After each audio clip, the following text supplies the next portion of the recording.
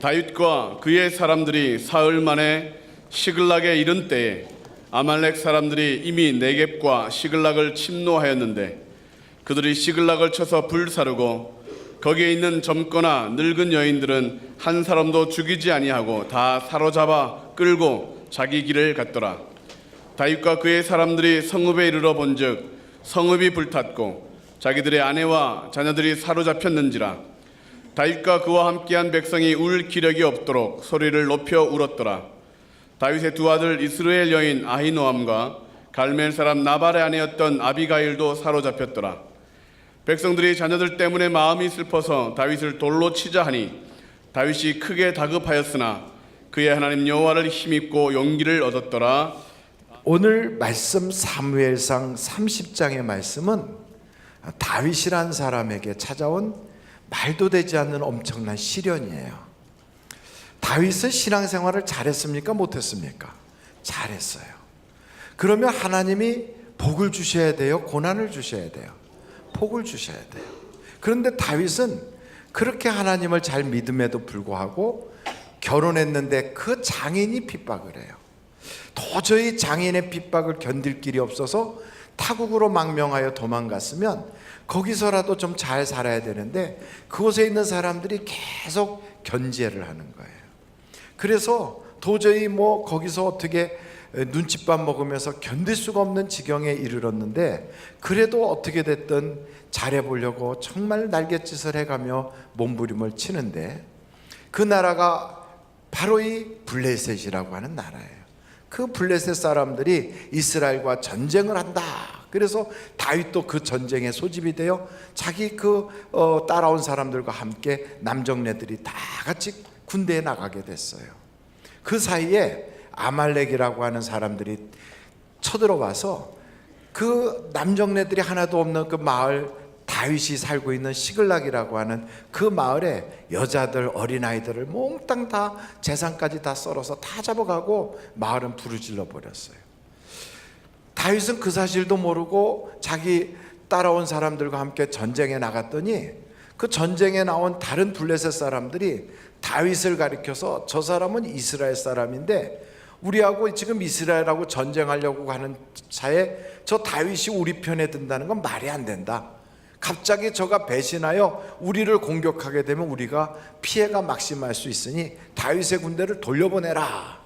그래가지고 블레셋 왕이 그 이야기를 듣고 할 수 없이 다윗을 불러서 그를 잘 다독거려서 돌아가라. 그랬고 전쟁은 하지 않고 돌아오게 됐으니 크게 다행이라고 마침 그러면서 기뻐서 돌아왔더니 글쎄 자기 가족들 다 없어지고 동네가 불나버렸어요.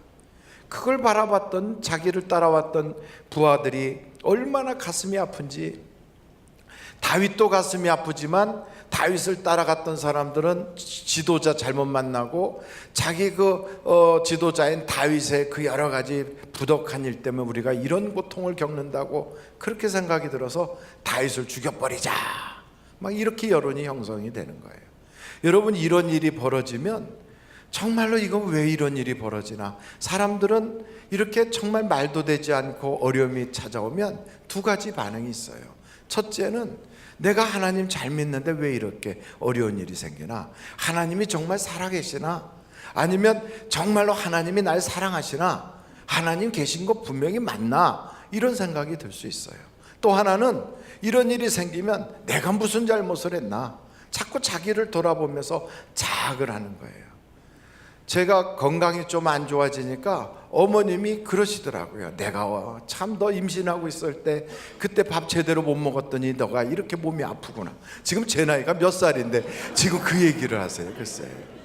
그러니까 그건 전적으로 영원한 제 팬이고 영원한 저의 편이 되시는 어머니나 생각할 수 있는 자책이죠. 그러니까 어머니가 그건 말도 안 되는 자책을 하시는 거예요. 아이고, 내가 그때 너 가졌을 때 제대로 못 먹고 그때 가난해가지고 기껏 먹은 게 번데기밖에 못 먹었더니 내가 이렇게 몸이 안 좋다고. 그게 어떻게 그런 탓이겠어요. 그런데도 사람들은요, 혹은 다른 사람이 잘못한 것까지 때로는 내 탓으로 그걸 그냥 이렇게 쌓아안고 그걸 고민하는 거예요. 그리고 자기를 정죄하고 자기를 자꾸만 학대하고 또 때로는 그것 때문에 괴로워하고 그 고행도 하고. 하나님은 그걸 원하지 않아요. 여러분, 우리 하나님께서는 우리가 기뻐하고 행복하길 원하시지 자꾸 자학하고 자기를 정죄하길 원하시겠어요? 아니란 말이죠. 우리 하나님은 우리가 인생을 살면서도 정말로 혹시 잘못한다 할지라도 회개하고 돌아오면 되는 거지, 그거 가지고 자학하라고 하지 않아요. 현장에서 간음하다가 붙잡힌 여자가 예수님께 끌려왔어요. 그럼 우리 같으면 어떻게 생각해요? 너 그렇게 살면 안 되지. 너 내가 이 세상에 보낼 때 그렇게 죄 짓고 살라고 보냈냐? 이렇게 말씀할 것 같은데 우리 주님 안 그래요. 사람들이 주변에서 막 돌로 쳐 죽여야 된다, 저 못된 거는 없애버려야 된다, 막 이렇게 이야기하는 판에 예수님께서는 사람들에게 죄 없는 사람이 있으면 그 사람이 돌로 쳐봐라. 아무도 죄 없는 사람이 없으니까 다 돌 놓고 도망갔어요. 왜냐하면 성경에 딱 써 있거든. 이스라엘 사람들은 모두가 다 죄인이라고 성경에서 가리키는 걸 다 알고 있거든요. 그러니까 돌로 칠 수가 없는 거예요. 죄 없는 사람이 쳐라 그랬더니 아무도 치지 못하고 돌을 놓고 다 갔어요. 심지어는 성경에 보니까 예수님이 바닥에다가 뭘 글씨를 썼다는 거예요. 그 사람들이 그 무슨 글씨를 썼을까 그때? 거기다가 예수님이 뭐라고 글을 썼길래 사람들이 갔을까? 그랬더니 어떤 신학자가 그러더라고요. 거기 온 사람들 이름 쓰고 그 밑에 그 사람 죄 쓰고, 그 사람 또 이름 쓰고 그 밑에 그 사람 죄 쓰고, 이러니까 쳐다보다가 놀래가지고 돌 놓고 도망갔다, 그렇게 이야기하는 사람들도 있더라고요. 어찌됐든 다 떠났어요. 그 예수님하고 그 현장에서 간음하다 잡혀온 여자하고 단둘이 남았어요. 그럼 그때 예수님이 뭐라고 하시겠어요? 너 그 못된 짓 하지 마, 이럴 것 같은데 우리 주님 안 그러셨어요. 나도 너를 정죄하지 않겠다. 이제 가서 다시는 죄를 짓지 마라, 그러셨어요. 여러분, 우리 주님은 우리 스스로도 정죄하지 말고 자기를 용서해버리길 원하신다고요. 2018년도를 살아오면서 우리가 돌아보면 부끄러운 일도 있고 또 아쉬운 일도 있고 또 우리 마음속에 찝찝한 일들도 있어요. 근데 여러분, 그것 가지고 새해를 맞지 말고요, 오늘 이 시간부로 그걸 싹 흘려보내시길 바라요. 하나님도 그래요. 내가 정죄하지 않겠다 그러시잖아요. 우리 스스로 왜 우리를 정죄합니까? 이제 죄 짓지 말고 이제부터 반듯하게 살자. 그리고 거룩한 것이 하나님이 내가 그렇게 살아가길 원하시는 거고, 내가 그렇게 살면 복 주시는 거니까 이제는 내 인생이 과거처럼 살지 말고 변화받자, 이렇게 결심하고 새롭게 나가면 되는 거지요. 그래서 여러분, 스스로 정죄하지 말고요, 스스로 자학하지 마세요. 툭툭 털어버리고, 나는 못 배워서 그래, 그때 내가 그 사람 만나서 그래, 내가 그때 그 사람한테 이렇게 했더니 이렇게 됐어, 내 팔자가 왜 이렇게 억울한가 보니까 내가 왜 이런가, 이런 생각할 거 없어요. 우리 하나님은 내가 행복하기를 원하신다, 이걸 우리가 알아야 돼요. 아니, 그런데 목사님, 그런 하나님이 내가 뚜렷하게 잘못한 것도 없고 내가 그렇게 하나님께 크게 죄진 것도 없는 것 같은데 왜 우리 하나님은 내가 인생 안 풀리게 하십니까? 이런 분도 계실 거예요. 다윗을 보면 딱 그래요. 하나님께 뚜렷하게 잘못한 것도 없는 것 같고 그렇게 다윗이 하나님께 그렇게 막 대항하거나 정죄를 받을 만한 그런 죄악을 진 게 별로 없단 말이에요, 이때는. 그런데도 다윗의 인생이 안 풀리거든요. 근데 여러분, 이렇게 안 풀리면 우리는 이런 생각이 들어요. 정말 하나님 살아계시나? 정말 하나님이 날 사랑하시나? 하고 우리 속에 이런 의심 같은 게 생기고 우리 마음속에 믿음이 흔들흔들해요. 여러분, 그 믿음 흔들흔들하고 의심이 생겼다고 그것 때문에 괴로워하지 마세요. 사람은 당연히 그런 생각 할 수 있는 거예요. 잘 안 풀려. 예수 잘 믿고 11조도 하고 교회도 잘 다니는데 안 풀려. 그러면 하나님이 어디 계시나? 하나님이 정말 나 사랑하시나? 하나님이 정말 지금도 살아계시나? 이런 생각은 당연하게 하는 거예요. 그리고 여기 성경에 보니까 사사기서 6장에 보면 기도원 같은 사람도 그런 생각이 들었다고요. 하나님이 정말 살아계시면 우리 민족이 이렇게 고통을 겪어야 되나? 하나님께서 우리 민족을 버리신 것 아닌가? 이런 생각이 들었단 말이에요. 그래도 하나님은 그런 기도원을 책망하지 않고 큰 용사요 이래가지고 그를 붙잡아 쓰시잖아요. 우리가 비록 믿음이 흔들흔들하고 또 신앙생활 하다가 약간 의심이 생겨서 하나님에 대해서 약간 째려보는 눈으로 쳐다본다 할지라도 우리 하나님이 우리의 그 본성을 모르겠어요. 우리 약하니까 그럴 수 있지. 그러면서 하나님께서 너 앞으로 믿음의 장부가 될 거야. 갈대처럼 흔들흔들하는 베드로 보고도 너 앞으로 반석이 될 거야. 우리 주님 그러시잖아요. 그러니까 여러분 스스로 자꾸만 자기를 가슴을 치고 괴로워할 것 없어요. 성경에 보면 하박국 같은 사람 그러잖아요. 하나님, 의로운 사람이 잘 돼야 되는데 악한 사람이 더 잘 되고 믿음으로 살려고 하는 사람이 어려움을 당하니 이게 하나님 공의이 하나님 맞습니까? 이렇게 하나님이 하시니 사람들이 하나님을 잘 섬기지 않는 것 아닙니까? 이렇게 물었단 말이에요. 성경에 그렇게 물은 걸 보면 하박국도 고민이 있었던 게 틀림없어요. 우리 주님이 그러잖아요. 그래, 이제 말을 타고 막 달려가면서도 분명하게 볼 수 있도록 성 위에다 크게 써라. 뭐라고 쓸까요? 모든 세상을 살아가는 사람들은 이 세상을 다르게 살 수가 없어. 믿음으로만이 살 수가 있어. 그래서 믿음으로 세상을 사는 자가 이긴다 이렇게 써놔라 그래요. 여러분, 저도 목회를 하지만 목회자라고 뭐 맨날 좋은 일만 생기겠어요? 어떤 때는 어려운 일 생기고 어떤 때는 오해도 받고 괴로울 때 있다고요. 그럴 땐 저는 그래요. 아, 옛날 하박국 선지자도 이런 마음이 들었겠구나. 오늘은 호박국이나 끓여 먹자 이런 생각이 든다고요. 그래가지고 그럴 때는 호박전 딱 해서 먹으면 그래, 그 하박국도 이런 생각이었을 거야 이런 생각이 들잖아요. 여러분, 그럴 때 우리는 한 가지 깨달을 게 있어요. 이 성경에 보니까 여호사밧 같은 양반은 자기가 주를 위해서 열심히 전도했어요. 왕인데도. 그리고 왕인데도 하나님 앞에 바로 쓰려고 애를 썼어요. 그런데 글쎄 전쟁이 나고 자기 주변 나라들이 자기를 모함하고 공격을 해오는 거예요. 어떻게 감당할 길이 없어요. 또 감당할 수 있는 방법도 능력도 없어요. 어떻게 하나 이런 일이 생길 때. 여러분, 말도 되지 않는 이런 일들이 딱 생기면 사람들은 절망하고 좌절하는데 여호사밧은 안 그랬어요. 성경에 보니까 어떻게 했는가? 금식하며 기도하더란 말이에요. 여러분 한번 절 따라해 볼까요? 금식하며 기도하자. 그러니까 말도 되지 않을 때는 금식하며 기도하는 거예요. 그랬더니 어떻게 되는가? 하나님께서 그 어려운 환경, 그 감당할 수 없는 문제가 딱 놓여있는 여호사밧 그에게 하나님이 역사해 주셔서 그 모든 것이 큰 어려움과 시련을 큰 축복과 큰 은혜로 확 바꿔놓더란 말이에요. 이번에 하이데라바드에 갔을 때 그 꾸마르 목사님이라고 하는 분이 목회를 하시는데 2005년도에 25명으로 교회를 시작하신 분이 지금 몇 년 안 됐잖아요. 근데 17만 명이 예배를 드려요. 주일날 17만 명, 17,000명도 아니고. 그리고 그 지역이요, 무슬림이 12%, 힌두교가 80%예요.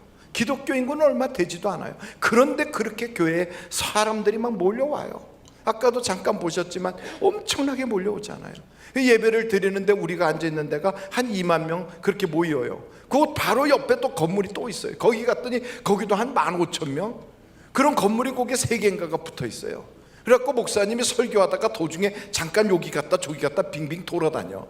영상으로 설교가 그 시간에 나가면서 돌아가서 어디 가 계시나 그랬더니 저쪽 다른 칸에 가서 거기서 예배를 인도하면서 이쪽엔 또 영상으로 나와요. 그리고 그걸 이렇게 보고 있다 보니까 또 성도들이 막 박수쳐서 이렇게 쳐다보니까 또 여기 올라와 있어요. 그러니까 그렇게 예배를 드리면서 하루에 5번을 예배 드리는데 한 3시간을 예배를 드리더라고요. 가서 보니까 예배를 힌두어로 하는데 번역하고 통역해 주기로 했던 사람이 그 기계가 고장 나가지고 통역을 안 해줘 가지고 힌디어를 3시간 동안 듣고 있었더니 눈이 옆으로 풀어져 갔고요, 옆으로 의자 밑으로 떨어질 뻔했어요. 그 예배당이 그렇게 어떻게 그렇게 건축을 했는가? 그분이 그러더라고요. 한번 영상을 제가 그 사진 보내준 거 있죠? 한번 사진을 한번 하나씩 다 보여주시겠어요? 이게 지금 그 교회에서 교회 예배당 짓기 전에 모였던 모습이에요. 이렇게 사람들이 모여서 이렇게 있어요. 또 목사님이 기도하는 모습이에요. 또 그 사람들이 모여가지고 천막 쳐놓고 이제 예배를 드리는 모습이에요. 그러면서 이제 교회당을 짓겠다고 기도하는데 그때가 우기가 돼가지고 하늘에서 비가 쏟아지는데 비를 맞아가면서 이렇게 기도하는 거예요. 또 보여주세요. 얼마나 비가 많이 쏟아지는데 목사님이 비를 흠뻑 뒤집어 쓰면서 그렇게 기도하잖아요. 근데 기도를 며칠 했는가? 거기 또 보여주세요. 사진이 또 있죠. 120일 동안 기도를 했거든요. 근데 처음에 40일은 40일 금식 기도를 했어요. 그러고 나서 기도가 부족한 것 같아가지고 40일을 이제 한 끼만 먹고 또 하자 그랬더니 그 들판에 모였던 사람들이 좋다 그래가지고 또 40일을 더 기도하고, 그러고 나서도 부족한 것 같아서 또 40일을 기도해서 120일째가 됐던 때가 여기 120 써 있는 거예요. 근데 그때 하나님의 음성을 들었대요. 하나님께서 느헤미야서에 나오는 6장 15절 말씀을 너에게 이루어지게 해주겠다. 그 6장 15절이 뭔가 하고 딱 폈더니 52일 만에 너가 이 예배당을 세우리라 그랬다는 거예요. 그래갖고 사람들한테, 건축업자들한테 3만 명 들어가는 예배당을 52일 만에 칠 사람 오세요 그랬더니 아무도 안 오더래요. 52일 동안에 무슨 예배당을 짓느냐고, 어떻게 짓느냐고, 말도 안 된다고. 그래도 선포했대요. 하나님이 주신 말씀이니까 선포를 했대요. 선포를 하고서 지려고 그랬더니 정부에서 건축 못하게 딱 막더래요. 힌두교 사원은 허가받지 않고 그냥 질 수 있고요, 이슬람 사원도 그냥 질 수 있는데 예배당은, 기독교 교회당은 허락을 받도록 돼 있더래요. 그런데 허락을 안 해주는 거예요. 거기다가 건축을 하려고 해도 정부에서 나와서 허락을 안 해줘. 그래갖고 9시만 되면 정부 공무원들이 출근을 해갖고 예배당 짓겠다고 하는 그 터전에서 9시부터 저녁 5시까지 출근해서 거기 딱 지키고 앉아 있어요. 근데 하나님은 약속을 주셨거든. 52일 만에 짓겠다고. 그거 어떻게 해요? 이건 말도 안 되는데 건축업자들도 안 오는 판에. 그래서 건축업자들을 일일이 찾아가 만나가지고 당신이 만약에 이걸 짓는다면 세계에서 제일 건축을 빨리 하는 회사가 될 것이고 하나님이 복 주셔서 당신은 세계적인 기업가가 될 것이다. 막 설득을 했더니 그들이 오긴 왔는데 낮에 건축을 못하게 다 막아버리니까 질 수가 없잖아요. 그 와 있는 그 공무원들을 기도를 하면서 그분들 밥을 해서 먹여드리고, 그리고 그분들에게 복음을 전하고 그랬더니 나중에는 그분들이 고개를 끄덕끄덕거리면서 그래 참 이상해, 불공평하지, 왜 교회만 나라의 허락을 받게 하는 거야? 힌두교 사원도 무슬림 그 회당도 다 그냥 짓는데. 아유, 나도 그래도 윗사람이 나가서 있으라고 하니까 할 수 없이 여기 있지만, 그러나 근데 우리가 퇴근하고 나면 그때 건축을 하든지 말든지 우리는 상관 안 하겠소. 그래가지고 그들이 5시만 되면 딱 퇴근하는데 뭐라 그러면 잘해보시오 이러고 나가더래요. 그래갖고 저녁 5시부터 아침 9시까지 밤을 꼬박 새워가며 건축을 하는데 52일 만에 이 예배당을 다 졌나요. 할렐루야. 그래서 그 예배당을 짓고 나니까 그 기적 때문에 그 당시에 거기 모였던 사람들이 한 3만 명 됐는데, 이분들이 하나님은 살아계시다, 하나님은 지금도 역사하신다 이러면서 그들이 막 소문을 내가지고요, 삽시간에 17만 명이 모여드는 예배당이 된 거예요. 여러분, 이 이야기를 처음에는 들을 때 꼬꿈 같은 얘기라고 그러겠어요. 말도 안 되는 얘기라고 그랬어요. 그랬더니 실제로 가서 보니까 그런 일들이 있는 거예요. 그래서 사진 좀 더 보여줘 봐요. 아, 이건 저하고 그분하고 찍은 사진. 잘생겼지요? 예, 또 보여줘 봐요. 또 있나? 없어요? 끝이에요? 아, 그래도 있는데, 예배당 다 지은 것도 있었는데. 하여간 어찌됐든 그렇게 해서 모여서 예배를 드리는데, 예배가 끝나고 났더니 저보고 저쪽 칸으로 가자고 그래요. 그래서 갔어요. 그래서 가는 동안에 사람들이 예배가 끝나서 막 밀려오는 걸 아까 여기서 영상으로 본 거예요. 그거 갔더니 그 다른 예배당에도 우리가 모여서 예배 드렸던 그 거의 그만한 그 장소에 막 사람들이 바글바글 앉아 있어요. 특이한 건 여자와 남자를 따로 앉게 하더라고요. 들어갈 때 다 신발을 벗고 들어가요. 여러분 생각해봐요. 한 3만 명이 신발을 벗어놓으면 그 신발을 어떻게 하겠어요? 근데 그 신발을 옆에 보니까 꼭 책꽂이 같이 쭉 신발장이 있어서 거기다 신발을 다 갖다가 이렇게 놓게 돼 있더라고요. 그리고 신발을 예배 드리는 동안에 신발 바뀌지 않도록 밖에서 무릎을 딱 꿇고 신발을 지키는 사람이 있어요. 그 사람이 지키면서 무릎 꿇고 뭐 하나 그랬더니 기도해요. 들어가서 예배 드리는 사람들 은혜 받게 해달라고. 야, 얼마나 뜨겁고 놀랍던지. 저는 그곳에 가서 기도하면 말도 되지 않는 문제를 다 해결해 주시는 하나님은 지금도 살아계시다 이 말이에요. 다윗도 그래서 하나님께 기도한 거예요. 문제가 심각해, 말도 되지 않아. 근데 기도하는 거예요. 여러분, 기도는 혼자 하지만 나중에는 그 기도의 불길이 점점 퍼져나가. 그래서 한 사람 두 사람으로 해서 나중에는 엄청난 많은 사람들이 기도에 동참하게 되는 거예요. 성경에 보면 에스더라고 하는 인물이 있어요. 그 에스더 시대의 왕, 수산성에 사는 이 왕은 어떻게 된 왕인지 글쎄 자기 백성들 간에 서로 싸워서 죽이고 재산 뺏어가라고 이런 엉터리 같은 법을 만들어. 여러분, 이게 나라의 왕이 할 짓입니까? 백성들이 서로 평안하게 살게 하고 서로 사랑하고 서로 나라의 그 모든 것을 안전하게 지켜나가는 게 나라를 통치하는 자의 마음인데, 이 수산성에 사는 이 왕은 편을 갈라가지고 서로 싸워. 그리고 서로 죽여갖고 재산 뺏어가게 만들어요. 말도 안 되는 이런 이 기가 막힌 현실에서 거기 보니까, 성경에 보니까요, 에스더서를 딱 보니까 이런 기도를 하더라고요. 모르드게가 하나님께 에스더서 4장에 보니까 베옷을 입고 하나님께 기도해요. 그 기도를 하는 걸 바라봤던 에스더가 왜 그러느냐 그랬더니, 하나님은 우리 백성 다 죽이게 생겼다고, 그 기도해야 된다고. 에스더도 기도해요. 그 이야기를 들었던 유대인들이 다 같이 기도해요. 기도의 물결이 막 퍼져나가기 시작하니까 멸망당할 수밖에 없었던 환경이 확 바뀌게 되고, 그 잘못 통치를 했던 나라의 왕도 마음이 바뀌어서 완전히 이젠 평화의 나라로 확 달라지는 거예요. 여러분, 기도하면 역사하십니다. 기도는 살아 움직이는 하나님의 손을 이끌어오는 능력이 있어요. 그래서 여러분, 말도 되지 않는 어려운 환경 속에서 하나님이 살아계셔, 하나님이 나 사랑해, 이런 생각이 들 때 이 공식을 적용하십시오. 어떤 공식이요? 금식하며 기도하면 하나님은 지금도 역사하신다. 다윗이 그렇게 했다니까요. 그랬더니 하나님이 역사하시잖아요. 그래서 하나님을 힘입고 용기를 내서 쫓아가는 거예요. 가서 가족을 찾아오자, 잃어버린 재산을 회복시키자. 그리고 쫓아가다 보니까 길거리에 나자빠져 있는 애굽 사람 하나를 만났어요. 어떻게 된 사람이냐 하고 물어봤더니, 이제는 병이 들어갔고 물도 못 먹고 죽어가던 젊은이인데 그에게 물을 먹이고 치료해 줬더니 아말렉 군대에 속해 있었던 노예라는 거예요. 그 사람들이 어디로 갔느냐 그랬더니 자기가 아는 데는 여기서 모이기로 했다고. 그래서 그 이야기를 듣고 쫓아갔더니 아니나 다를까 아말렉 사람들이요, 전쟁에서 이겼다고 전리품 찾아왔다고 술 먹고 거기서 막 난리가 났어요. 자기들끼리 잔치하느라고. 그걸 그냥 다윗이 그냥 순식간에 공격해 들어가니까 방비하지 못했던 아말렉 사람들이 다 죽었잖아요. 다 도망가고. 그래갖고 빼앗겼던 가족 다 찾고 재산 다 찾고, 심지어는 다른 데서부터 노획해가지고 왔던 아말렉 사람들의 그 모든 것까지 더 얻게 되니까 큰 고난이 큰 축복으로 바뀌어버렸어요.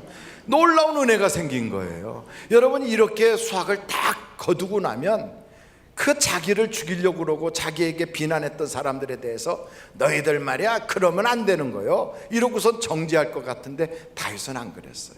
얻어진 열매를 골고루 똑같이 나눠요. 그래서 성경에 보니까 그렇게 비난했던 사람도 차별하지 않고 나눠줘요. 그리고 같이 갔던 사람도 나눠줘요. 건강이 허락하지 않아서 쫓아가지 못하고 뒤에 처져 있던 사람들도 나눠줘요.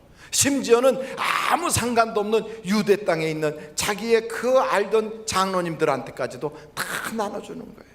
여러분, 이제 연말이 되었어요. 지금은 경기가 어려워서 사람들의 마음이 다 움츠려드는 거예요. 그 구세군에서 딸랑딸랑 총을 친다 할지라도 경제가 어렵다 보니까 마음이 얼어붙어서 주머니에다 손 넣고 구부리고서 이렇게 하고 지나가요. 그러나 이럴 때 나눠야 돼요. 하나님은 심는 자에게 주시는 거예요. 나누는 자에게, 베푸는 자에게 더 크게 주시는 거예요. 그래서 여러분, 이럴 때일수록 물질로 나누고 마음으로 나누고, 그리고 사람에게 격려의 사랑을 나누는 거예요. 이 연말에 우리 주님께서는 우리에게 당신의 생명을 나누려고 하나님께서는 직접 아들 예수 그리스도를 보내주셨잖아요. 그러니까 우리가 뭐라고 그럽니까? 메리 크리스마스. 메리 크리스마스가 뭐예요? 매일같이 우리에게는 성탄절이다 이 말이지 뭐. 얼마나 여러분 행복합니까? 이렇게 정말 즐거운 성탄절을 우리에게 허락했다는 건 우리에게요, 이 세상 살면서도 저 천국을 갈 수 있도록 아들 예수를 통하여 구원받게 해주시고, 이 세상에 살면서도 우리는 예수의 이름 가지고 기도하여 문제도 해결받게 하시고, 그리고 이 세상 살면서 고난과 어려움이 찾아올 때 절망하고 낙심하지 말고 예수님처럼 십자가 지고 죽어도 다시 산다는 소망을 가지라는 거예요. 예수님은 자기의 사랑하는 제자들이 배신했어요. 예수님은요, 그렇게 공을 들이고 애를 썼건만 도리어 악한 사람들이 득세하여 그를 십자가에 매달았어요. 말도 안 되는 일을 막 예수님에게 그렇게 했잖아요. 그런데도 예수님 절망하지 않아요. 왜 절망이 안 됩니까? 기도하니까 고난도 이겨나가고, 기도하니까 문제도 돌파할 수 있는 힘이 생기고, 기도하니까 억울한 일 당해도 용서가 나오게 되는 거예요. 여러분, 기도하는 자는 하나님이 망하지 않게 하시거든요. 연말에 됐을 때 아무리 바빠도 기도라고 하는 이 놀라운 하나님이 주신 선물 오늘도 또 꺼내는 거예요. 예수의 이름으로 구하는 자에겐 내가 주리라. 최고의 선물이 예수의 이름이잖아요. 그 이름 가지고 오늘도 여러분 기도하세요. 나만 위해서 기도하지 않고 내가 다른 사람에게도 성탄 선물을 주듯이 그렇게 기도해 주는 거예요. 그래서 우리가 여기다 오늘은 노란색으로 썼어요. 뭐라고 합니까? 한번 옆에 있는 사람한테 그걸 읽어주세요. 한번 시작.